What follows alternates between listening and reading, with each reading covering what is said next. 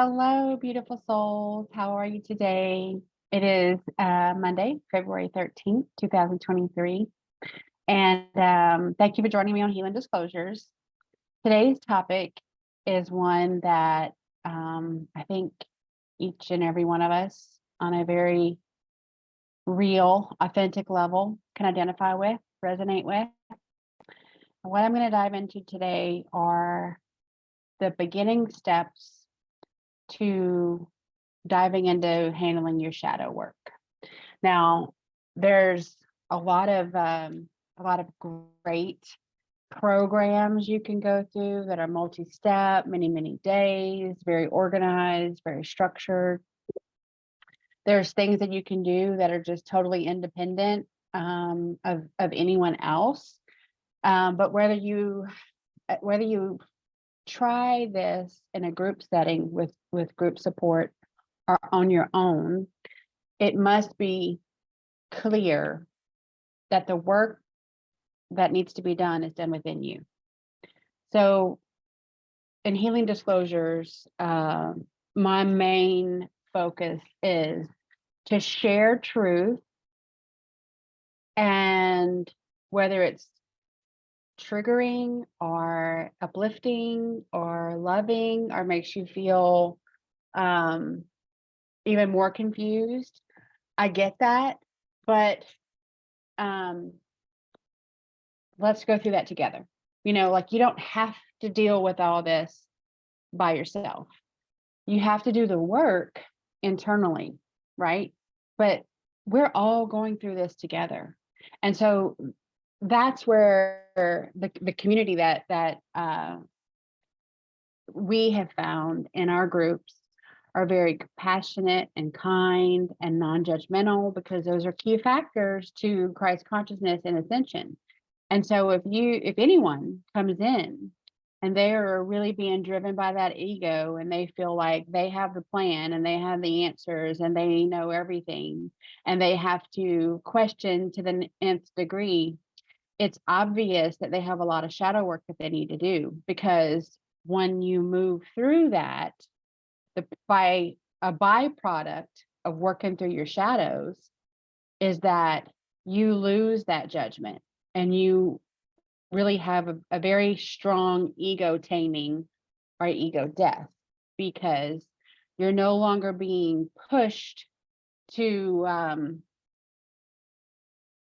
have the right answer, be the first one, do it the best. Like, those are matrix factors that we have been taught, drilled into us, that those measure success and that those are what really matter. And it's not. What your success should be measured by is your internal compass, alignment with source, and that feeling of calm and peace and unconditional love that you would have for yourself and be then able to share with others.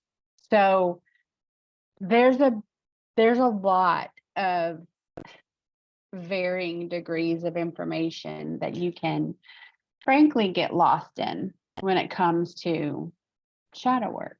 So I've touched on shadow work in probably each and every one of my videos, but several crew members have asked some specific questions on what it means and, like, how do they get started? And it's something I realized I really needed to cover better. I really needed to do a better job of explaining it in detail. So I think the best way, once you know that, as we all do, I'm speaking from experience, you get to a certain point in life where you are the definition of insanity. And what do I mean by that? You keep doing the same thing over and over again, expecting a different result. That is the definition of insanity. You have to change up. You have to learn the lesson. And in order to learn the lesson and move on to the next level up, that means that you have to allow yourself to feel the emotions of whatever's been triggering you, the things that have made you run in the opposite direction or feel like you're not strong enough to deal with, like, that you have to face that. That is that it keeps coming around no matter what path you choose, because source, prime creator, God, has that in your path for a reason. And escaping it doesn't make it go away. It just delays the inevitable. So deciding you're ready to begin the process of shadow work in itself is huge. And so that's where I typically encounter people, and they're ready and they're willing, but they really don't know what it entails. And so I'm wearing my Trump shirt today because this is a good example of trigger. Do I have anything to do with the actions that Mr. Trump, President Trump, take on any level? The answer is no. However, there are some that will struggle to see me as a separate being from President Trump just because I am a supporter of what he has done for the country. It is a trigger. And so I preface this entire video with triggers are to alert you that you have shadow work to do. The shadows lay within your system, within your soul, within your spirit, because of a wound, a core wound. And I'm going to go over all of that. But it's a place that you need to put a pin in and get in the headspace and the heart space to really dive into why you're triggered. So you're triggered not because of me, you're triggered because of something within you. If there wasn't a sensitivity inside your soul, a weakness, a feeling that could ignite that trigger, this shirt would not have that effect on you. You would not have judgment. You would not be vengeful. You would not be spewing horrible things just because of the shirt I decided to wear. You see? So each and every time any of us feel that bristling, that trigger, that emotional response to something exterior from us, it is a moment in time where we have a lesson to learn. And once that lesson is learned, once we allow ourselves to go through the process of feeling the pain or feeling the shame or feeling the frustration, whatever it is, the feeling that is associated with that, and then you ask for the lesson to be shown to you, you ask for help healing, and it's done. And once it's done, it's like healing a wound, actual wound that has a crusty scab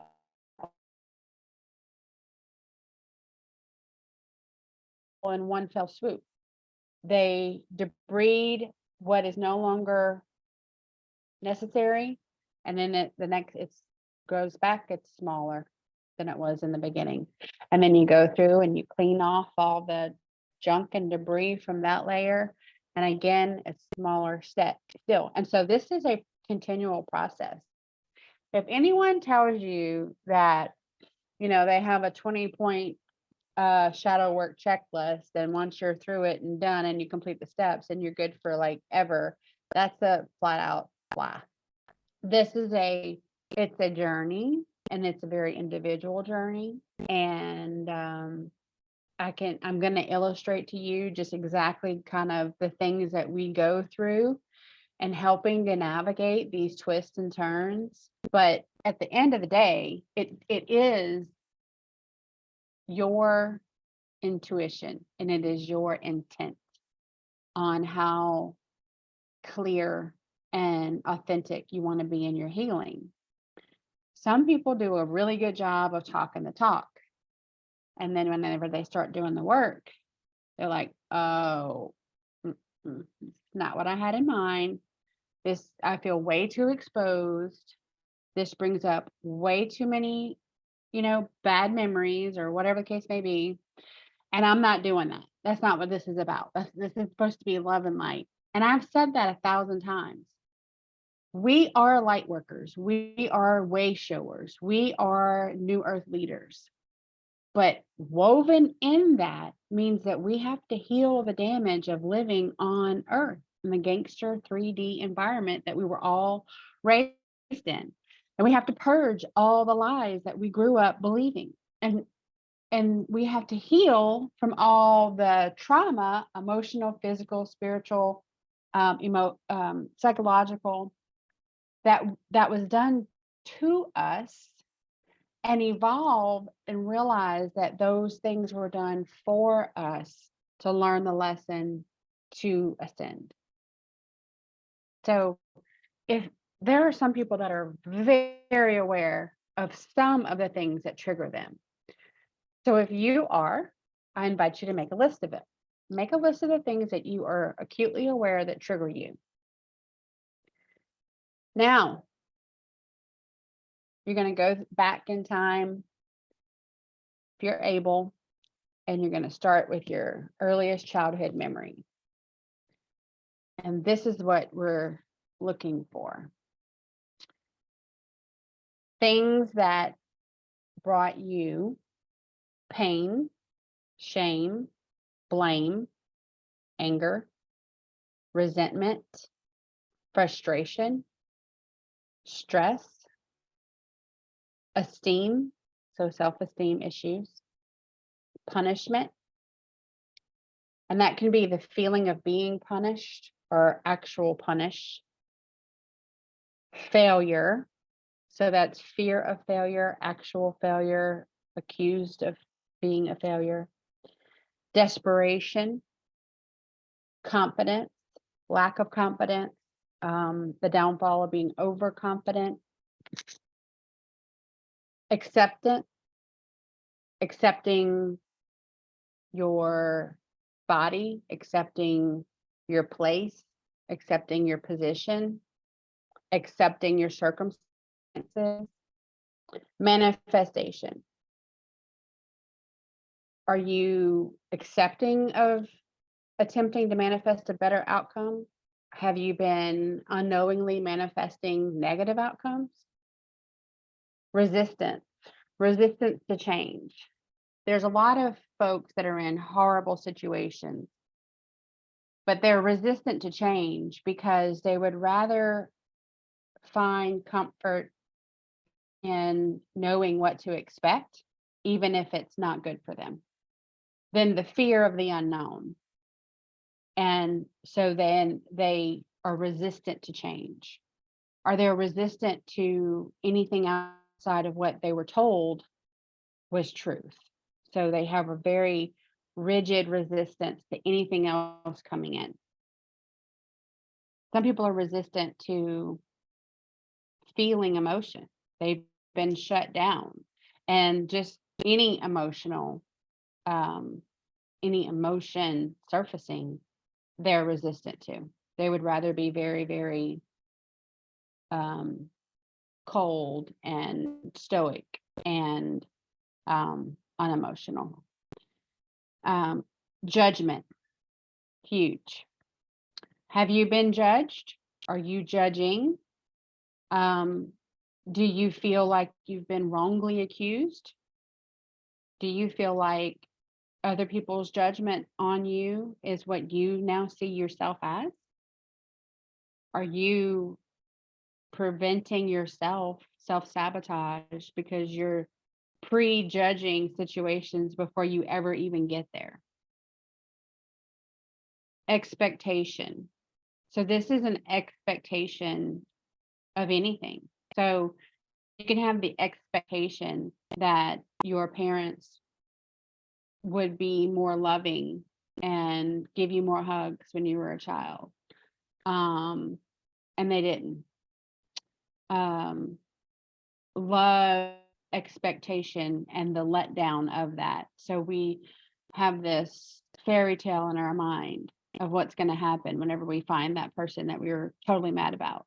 And when that fairy tale doesn't play out, it causes disappointment, and you're disappointed because you had an expectation that did not come to be reality. Experience. So your experience with things can just be totally negative. So for me, my working knowledge experience of anything marriage related has been very, very negative in this life.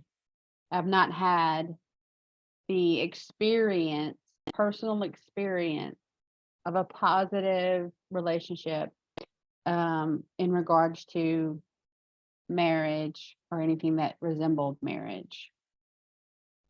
And so for me, anybody that ever mentioned marriage, that was a trigger. I'm like, pivot, go the other way.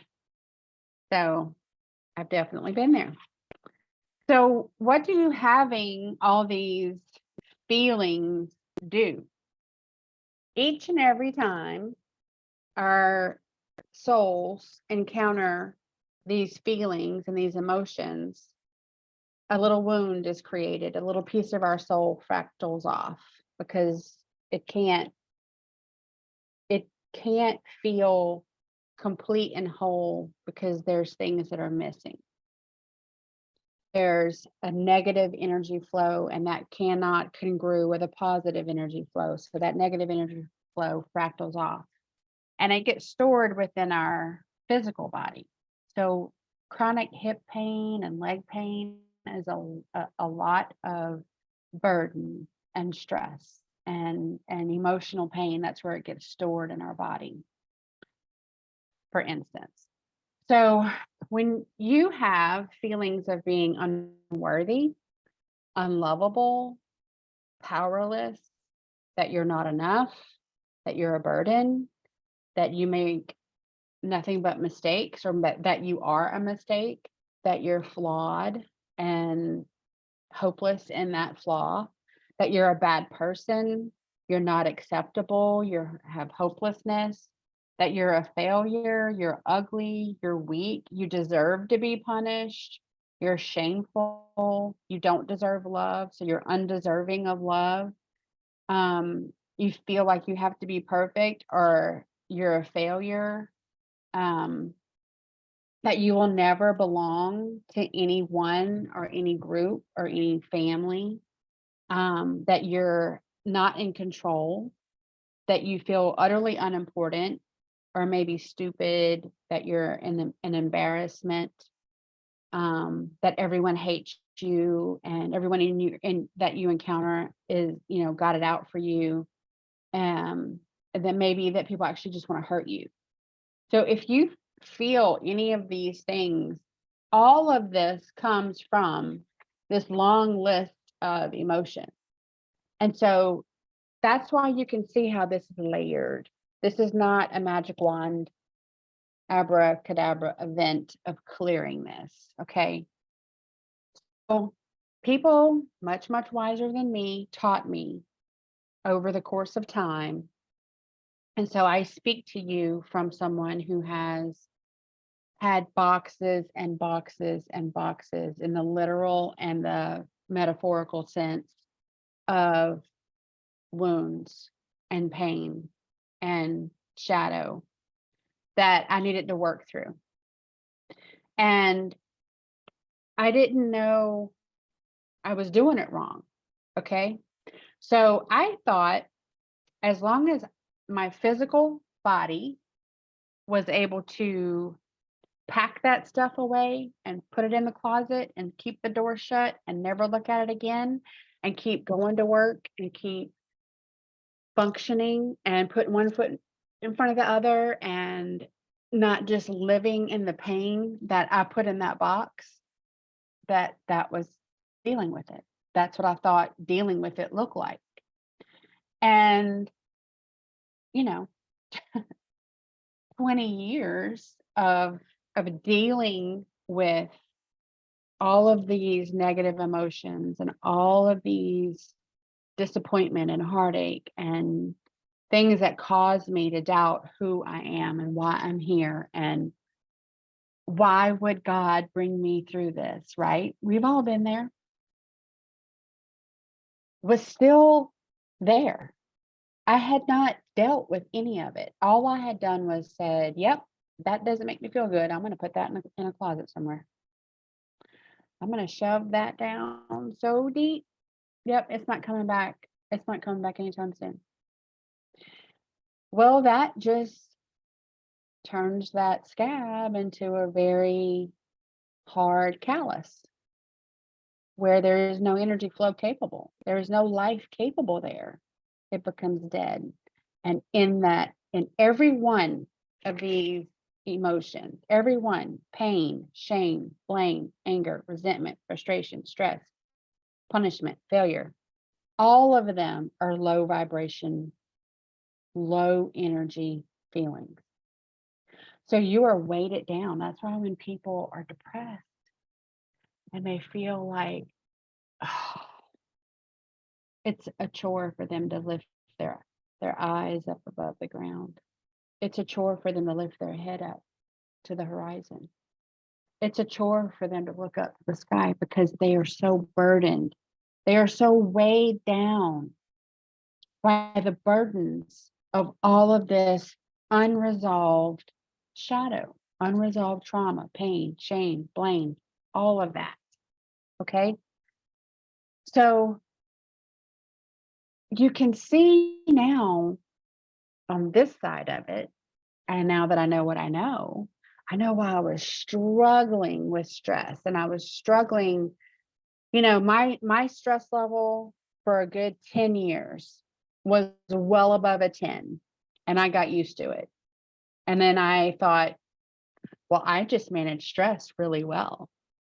And I know what to expect in a stressful situation. I'm the calm voice in a stressful moment because I was night charge in the emergency department on the weekends. I was night charge all the time. And then I started traveling and I was in all these different stressful situations where, I was struggling to find the supplies, but I had to take care of 4 or 5 patients, revolving door of patients all night long. And so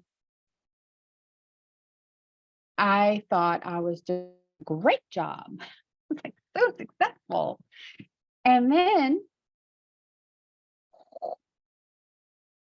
cancer out of nowhere, perfectly healthy, really the healthiest I'd ever been in my life. Not just one form of cancer, 2 at the same time, one aggressive, one kind of garden variety.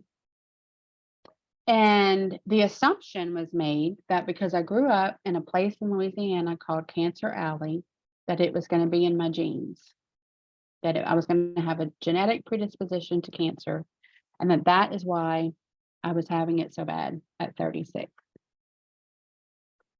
So we do the gene testing, and lo and behold, it is not in my genes. Well, what does that leave us with? Diet and stress. Diet and stress is literally, and living in this gangster planet didn't help anything. But diet and stress caused that. And it was the moment that gave me, the brick to the face, wake up. You've been doing things all wrong.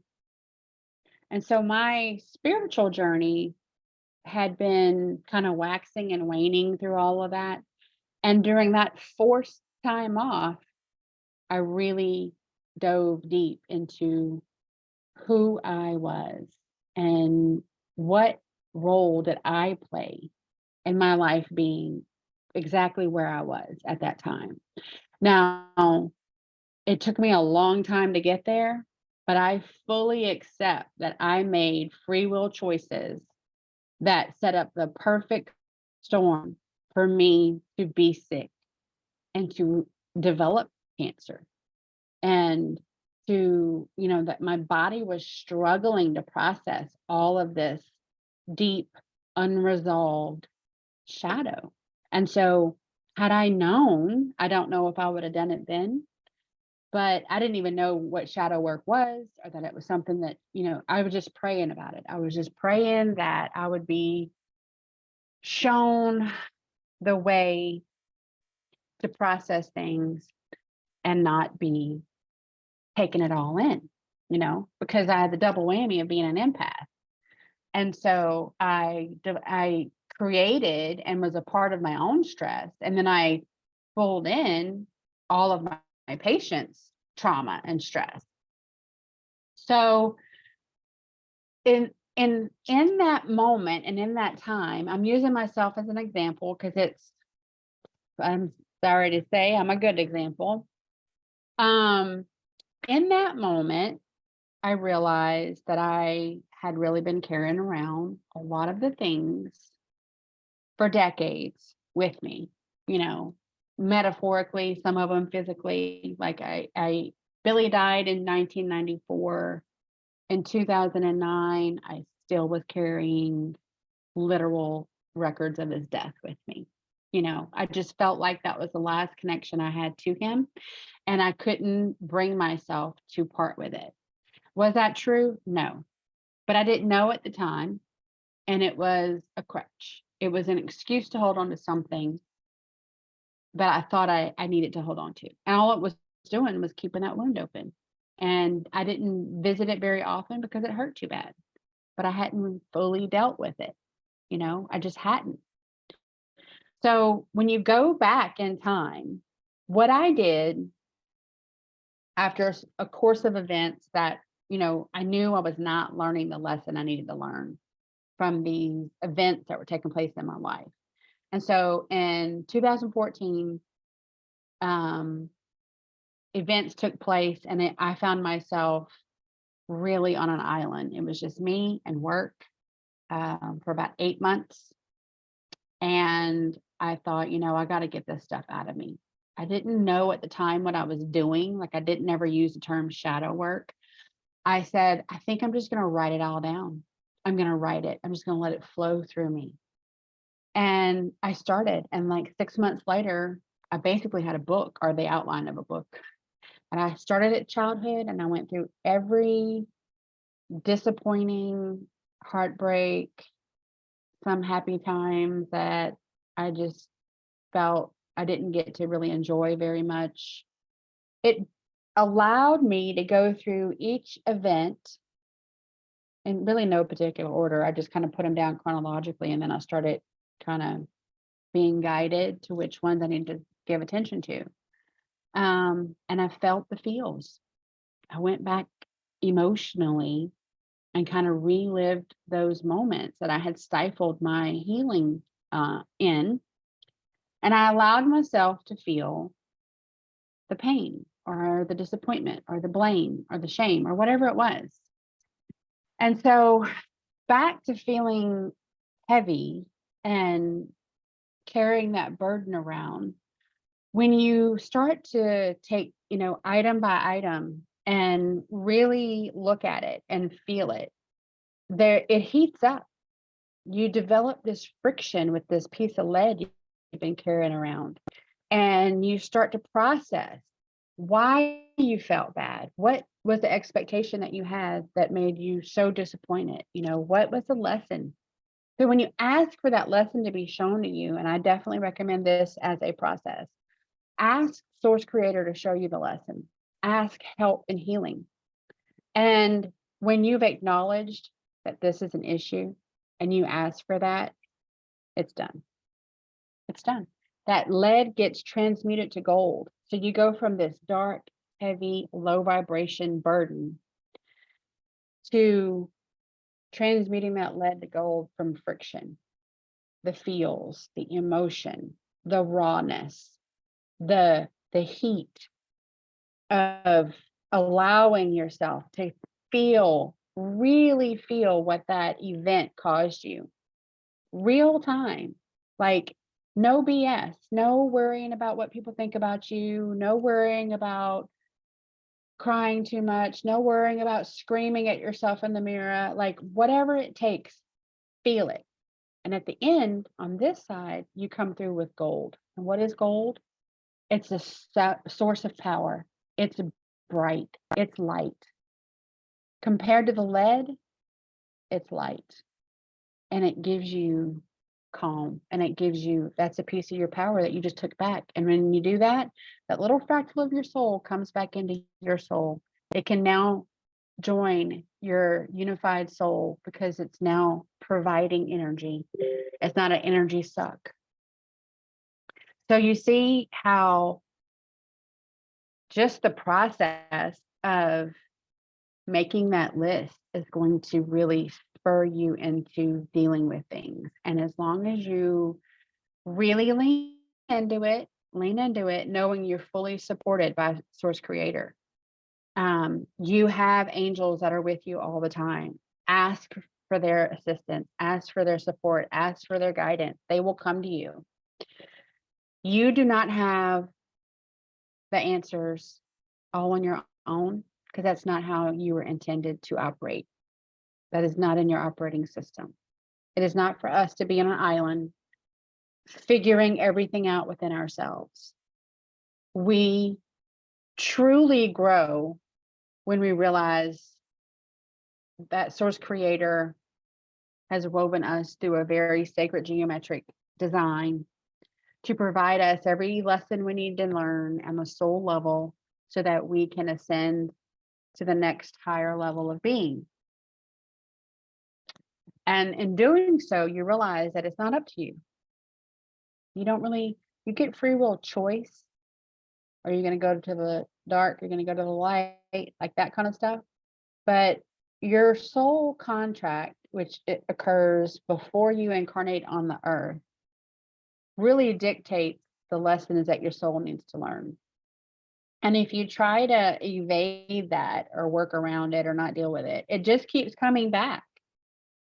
If you don't deal with it, it keeps coming back and it keeps coming back. And that's what we call triggers. So the best thing you can do for yourself is go back and allow yourself to remember, allow yourself to feel, allow yourself to write down these episodes of shame or blame, pain, neglect, love unreceived, love unreturned, heartache, disappointment, loneliness, depression, whatever it is. And this does not necessarily need to be things that are within your family or within a significant other or your children. This can be work related. This can be like somebody could truly hurt your feelings in traffic and you don't understand why. Well, that causes another layer of something that probably already triggered you in the past. And so that's just another layer added on to it. So whenever we encounter souls in our, they come in and they're either starseeds or they're just on an ascension journey. Looking at their energy signature and looking at their status is what I like to call it. Everyone comes in with a ton of negative cords and attachments to things that cause core wounds all throughout their life. And you're not aware of it because it's been your life. It's been, whatever. And they have all these chakra blockages that are, negative blocks to stifle your energy flow. So you can't heal. So you can't process these shadows. So you can't clear it. So we go energetically and clear this energy, and we clear those negative cords and attachments, and we clear those blockages. And then that allows that flow of energy between you and your higher self and Source Creator that allows you to now be able to do the shadow work successfully. So no one's doing this for you. We're just helping you enable the flow of energy uninterrupted so that you do not have so many roadblocks and starts and stops and feeling of being disconnected and all of that. Then once all that's removed, a lot of people are like, oh my gosh, I feel so much lighter. And they haven't even done the shadow work yet. They're just, these blockages are removed and they can feel the flow of energy and it's palpable. Your soul recognizes that. Your soul feels lighter at that point. You can breathe. So you've made your list, right? You're starting to feel the feels and all that kind of stuff. So you're going to go through like each line item, and it's not in any particular order. I did a lot of mine kind of chronologically because it just made sense to me. One thing kind of led to the next, kind of led to the next. But if you have some big major triggers in your life and they happen, just sporadically, you want to deal with them first, deal with them first. If you want to deal with them last, deal with them last. If you want to deal with them more than once, that's probably a good idea. There's no true like handbook on shadow work. I'm just giving you some things I have found to be true and helpful. So hopefully it gives you the basis to be able to put that foot forward, and start the journey of true healing and true ascension. Because without dealing with the lead and dealing with the burdens and dealing with all the negativity, you can only ascend so high. It's the same thing as when people say, you will never be truly loved if you don't truly love yourself. Like, that's the biggest thing. You have to give the love, the kindness, the compassion, the understanding, and the forgiveness to yourself. You can only do that by doing the shadow work. Because if you're just like, I forgive myself for anything that I've ever done that caused me any kind of negativity. Okay, well, that's a great start, but there's a lot more to it than that. That's just skimming the surface. And those lessons are not acknowledged. Those lessons are not learned. Those moments in time that caused the shadow, that caused the core wound, have not been addressed. And so, no. And the other thing is, people, especially, the last, 10 years, they're experts at escapism. They dive headfirst into these projects, helping others. And they get really, really in their ego about all the help and good that they're doing to other people. Meanwhile, internally, they are falling apart because they are, again, not giving their own soul, their own heart, love and kindness and compassion and forgiveness. And whenever you don't have it within you, you're not genuine in giving it to others. You don't really have a place to give it from. If you have an empty cookie jar, you cannot give cookies to the kids, right? You giving them air cookies? I mean, I know it's a serious subject, but you got to get real. You can't just keep escapism. So people will, ask why. I can really feel Mother Sophia rolling her eyes in those moments. Like, understanding everything to the nth degree really doesn't help you deal with your shadows. Understanding what is exterior of you comes much later. You have to have a basis, a foundation that is solid. And while you have all this lead weighing you down, you cannot have a solid foundation of faith, because you are full of doubts and you are full of fear and you are full of all these emotions that are low vibrational and keep your frequency low. And so you inadvertently become your own worst enemy. So the biggest thing is forgiveness. When people say, well, I've forgiven so-and-so, or I've forgiven whatever, I have two things that I always ask people when they bring up forgiveness, or when we recognize that forgiveness is needed. The first thing is, did you forgive yourself? Because we all play a role in that free will choice of how we found ourselves in whatever situation we were in that created that moment. Did you forgive yourself for your responsibility in that moment? Did you forgive yourself for your acts? Did you forgive yourself for your decisions? Did you show love and compassion to yourself? Did you tell yourself, the inner child in you, that you're good enough and you deserve to be loved? And that everything that has happened in your life has happened for you to learn a lesson. It wasn't to you to cause harm. So whenever you can get through that and say yes, then the second question is, did you genuinely forgive this other person, or was it just lip service? Because we definitely see that happen, where people say, well, I've forgiven so-and-so. And then they go back and they list all the things that they forgave them for. Well, keeping score is a surefire sign that you have not forgiven anybody, because you're still harboring judgment and you're still keeping a list of all the things that they did wrong. When you truly forgive yourself and you truly forgive someone else, the particulars of the event go away.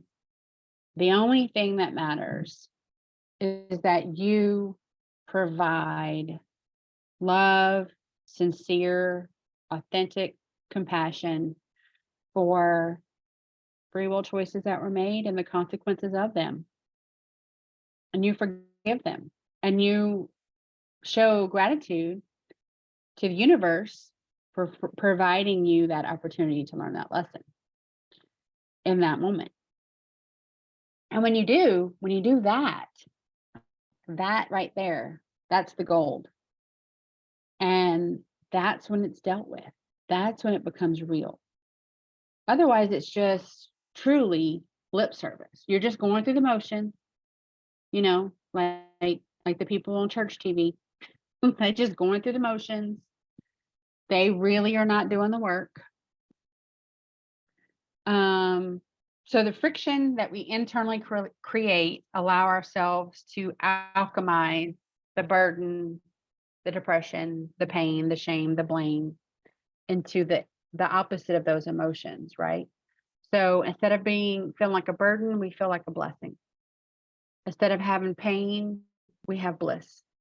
Instead of being depressed, we have joy. So I know when I was going through my shit, which lasted a very long time, at one point, I was really fielding so many attacks from so many different, like my ex-husband and his people that he brought into our space and work, and like everywhere I turned, it was just bombs going off and shrapnel coming my way. And I used to feel very put off when people would say, you just need to choose joy. You just need to choose happiness and it will be. I thought, man, this is a bunch of shit. How can I choose joy and happiness when I'm constantly battling all these battles, right? When I'm constantly defending myself, or when I'm constantly trying to right a wrong, or, I had all these justifications for why that just wasn't going to work for me. One day, I woke up and it had been days and days and days of battling, and then pretending that everything was fine, and I'd go to work and then there's battles on the work front. And, I really felt like the world was just had me in a vortex, and that clamp was getting tighter and tighter. Something had to give. And in that moment, my perspective changed. And I realized I don't have any control over what these other people are doing, but I do have control over me. And if I don't give any energy or any attention to this stuff that they're doing, and I choose happiness, even in the smallest of acts, it will flourish. And if I don't give them energy, they will die. They will go away. They will cease to exist. And so that day, I chose happiness. And I literally was like, I'm happy to be able to stand up. I'm happy that my eyes opened. I'm happy that I have my memories. I'm happy that I have my health. I was coming out of cancer at that point. I'm happy that I can put one foot in front of the other. I'm like literally every little thing that many of us take for granted, I was showing gratitude for. And in making it so simplistic, took the big bear scenario out of it. Because whenever you think about one person, I was one person and I was getting attacked by all these different angles and all these different people. And, they all felt justified in what they were doing. And I definitely felt attacked, like I needed to defend myself. Like the warrior in me was just wanting to fight. And in that moment, when I realized that I could just choose happiness and let them be miserable, everything changed. Like that was a defining moment for me. And it set in place an internal mantra for myself, like this does not bring me joy. I'm not doing it. I don't care what you say. This does not bring me joy. This does not feel good. And it really started to take my power back. And I started to see things clearer. And I didn't have all this fog that I was trying to come through all the time. And I could discern truth easier. And I realized who I was again. I was no longer this fractal of a person that was always being pulled in 85 different directions. And it was a very, very pivotal moment for me. And so I say this to say, try to not be contrite about simple advice like that. You truly can choose joy and choose happiness. We have free will choice. And our ability to make that choice has been taken away from us. Like culturally, we get made to feel like we have to engage here and you have to defend yourself here and you have to have the last word here and you have to be proven right here. And you really don't. Those are all ego-driven scenarios. The core of you, the soul of you and source, that does not exist. It just does not exist. You are at peace and calm when you say, I know I am not perfect. I am open to the lessons that you want to bring me through. I have faith that I will find many before me, but I will always choose light and service of others because that is who I truly am. And give thanks for the lesson. It just dissolves the power that all these negative entities have around you. And when you choose to not engage with all of that, and you choose to not always have the last word, and you choose to not always add fuel to the fire, instead you fuel your own fire to be sovereign and to maintain healthy boundaries, then you are the one that can benefit. And whatever happens to those other entities, it happens because of their choices. You see how that works?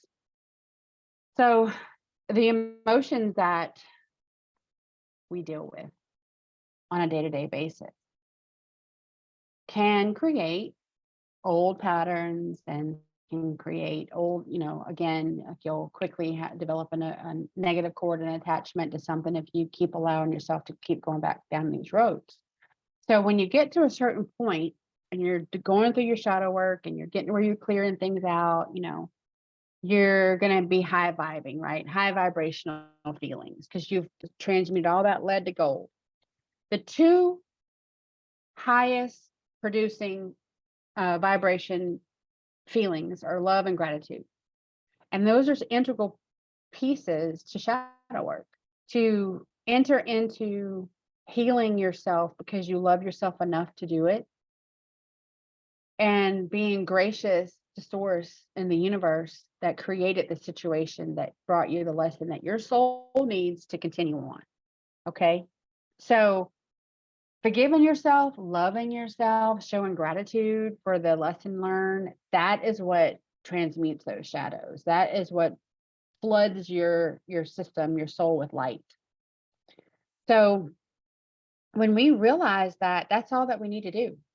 But in denial of the lessons and carrying them around for all the time and not dealing with them, that's what feeds the darkness. That's what gives them that low vibrational energy that they love to feed off of and make worse, because it gives them more food. So your soul contract that we all enter into before we incarnate on this planet, we kind of have a sit down with Source Creator, and we kind of look at our past lives.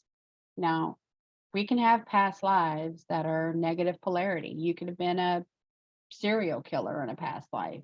You could have been someone that executed on command for a ruler. You could have been someone who harmed other people, because that was the soul contract for that life. Or maybe you had family karma, or maybe, you know, whatever it is, that karma comes with you. So some people have to incarnate and have a positive polarity to clear up the karma of a past life. Now that's called karmic incarnation, right?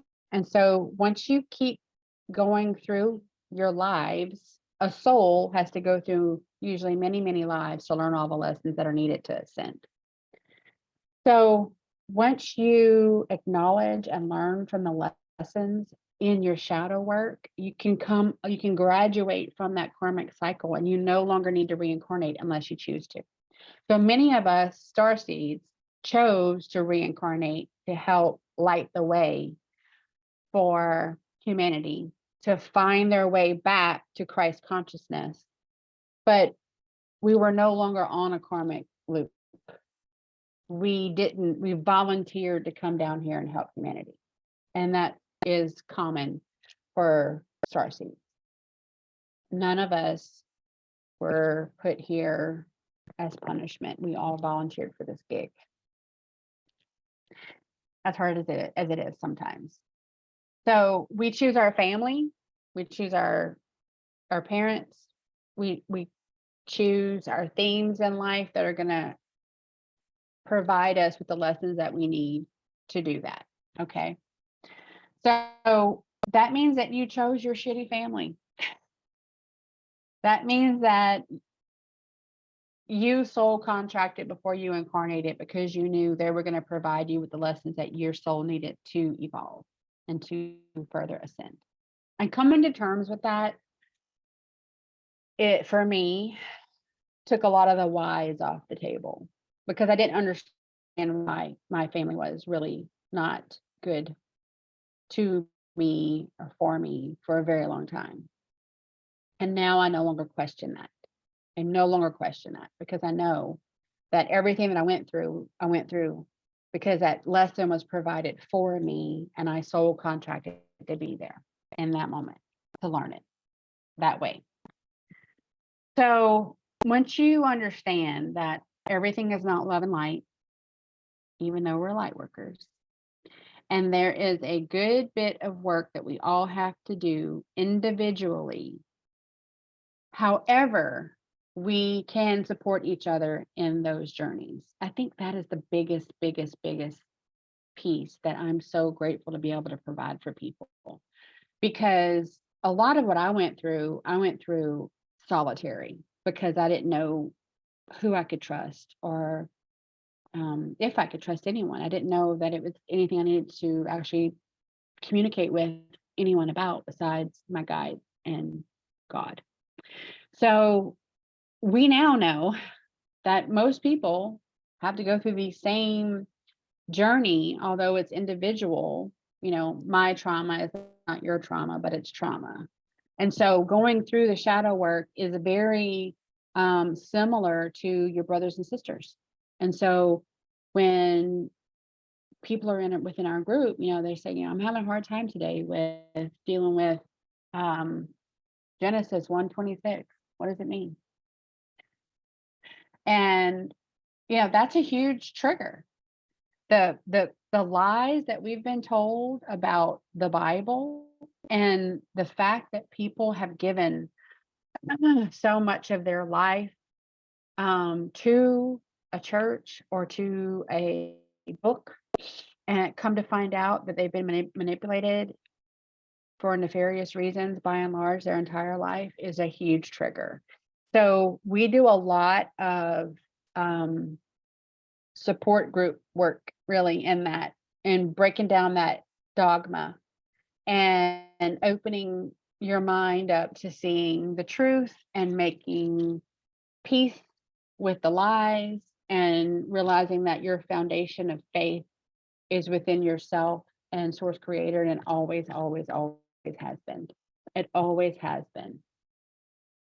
So that's a big part of shadow work that everybody has to go through, you know, by and large. Even people that never had a faith, there's that measure of people too. They never believed in soul or a higher being or any of that. And they're coming to terms with that realization, you know, so there's the other side of that coin. And we definitely provide that support, because there's nothing better than being with like-hearted, higher frequency beings that are traversing that same rough journey trail that you're on. And so, you know, it's not that and everything is very compassionate and kind and loving, but it's always in alignment with source. Always. There's nobody saying, oh, I think you should do this, and I think you should do that, and you're wrong if you do this, and you got that Bible verse wrong. No, we don't have that environment. We don't have that mentality. We don't have that heart space in healing disclosures. We're trying to heal and not harm. And there's enough of that around us. So the key aspects, in my humble opinion, for shadow work is you want to align with source creator in each decision that you make throughout your day, right? And I'm not asking for anybody to be perfect, because that just doesn't exist. That's not something that any of us can actually obtain. But if you're always eating junk and fried foods and processed foods and everything's out of a box or a bag, you're going to be constantly full of toxins and things that are intended to weigh your system down and be very, very dense. And the goal is that you shed that density, and so you become a lighter body, and you're shedding the burdens, and so you become a lighter body, and you want high frequency foods. I learned that through other people much wiser and more experienced than myself, but I learned it on YouTube videos. And so I humbly recommend to you, like I did, was just educate yourself on what your dosha is. Go to dosha.com, DOSHA.com. You can Google it and figure out what your dosha is. Look at that information, see if it resonates with you. You know, it really made sense to me why I struggled with certain things that I always thought I should eat, but it really wasn't best for me to eat. So there's that. Try to eat high vibrational foods that are good sourced and purified water, living water, not out of a bottle, if you can help it. You want to drink lots and lots of water. You don't have to only drink water, but you really want to stay hydrated, because your cells really need that on a cellular level. You really need to stay hydrated. It helps you with ascension symptoms. It helps you detox. It's just a very, very good way for your system to withstand the healing and the shadow work. Helps with headache, all that. Exercise/yoga. So if you can do yoga, great. If not, don't feel bad. Just do something. Move your body. Get out in nature, even if it's just walking a trail. Put your feet in the grass. Take your shoes off. Sit in the sun. Let it hit your face. These are all things that will immediately help you high vibes and detox at the same time. You will, especially in nature, you will be able to connect to source and Mother Gaia and Father Sky and the great central sun and the elementals and like whatever's around you. If you're open to it and you speak that and you invite them to help you, they will help you. No one's going to come in your space uninvited. But when you are on this journey, I know for myself, I really wanted that support. And like I said, I was doing it solo. I was flying solo in the physical. There wasn't anybody I was talking to about it. But I really, really felt supported, and I didn't even know who my guides were at this point. I didn't have a good connection to my higher self, although I had a good intuition. Um, but I really, really felt internally, I just felt held up. I just felt like I could give my burdens to whomever in nature, and the right being would help me process. And meditation. So for meditation to be effective, you need to have clear chakras. That energy flow needs to be unencumbered, uncapped, unblocked. So that's another thing that we provide. We clear out the chakra blockages so that the energy flow is unencumbered. So then I was meditating. I'm like, I am blocked. I cannot connect. I'm not getting anything but a nap. So once I was clear, my chakras were clear, and then I went into meditation. Wow, big, huge difference. And so I do better with guided meditation than self-silent meditation, but I am working. That is the thing that I'm really working on, is sitting in silence and staying focused. That, like, monkey brain just popping out of focus and then having to go back in and refocus. So that's another video for another day, trying to help that ADHD mind, the fairy mind, the anxiety mind come in and stay focused on meditation so that you can bring through messages. But I promise you, keep working at that, and it will pay off in the long run, because my abilities are claircognizant and clairvoyant, but I have claircognizant all the time, like no matter what I'm doing, but the clairvoyance really only shows up for me in meditation. And so I have not every single time, but when I set an intention, it's in my heart that I'm really want to see something as well as pull the message in. About 75-80% of the time, I'd say I get those glimpses, I get those images. And I'm then always grateful that I'm allowed to see and process and bring it forth. So I think that's a good place to start, and definitely drop comments in. You have questions. I invite you to come into Healing Disclosures on Telegram. Let us know that you're there for some shadow work help. We'll be happy to help you. It's a safe space. Again, I've never actually had anyone come in, really, because it's frequency attraction, right? People that are higher frequency are attracted to my voice because I'm higher frequency. And so we're really a group of like-hearted, and then of course like-minded individuals. And so it tends to be a very, very good environment for people to kind of process, like, where am I in this ascension journey? What does this even mean? Well, how do I even know what to do?